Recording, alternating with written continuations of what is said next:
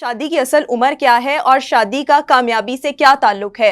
यानी 18 साल की उम्र लॉ के लिहाज से बहुत ज्यादा ममालिक में ये राइज भी है लॉ। बहुत कम उम्र बच्चियों की शादी बहुत बड़ी उम्र के मर्दों के साथ कर दी जाती थी। लाखों करोड़ों खर्च करने हैं शादी के ऊपर। आप अगर ये देखें कि शादी के खर्चे कितने। ताज़ा तरीन आदाद-ओ-शुमार के मुताबिक कोरोना वायरस के दौरान लॉकडाउन के बाइस मुल्क में होने वाली सालाना पूंजी में 58% तक कमी देखी गई।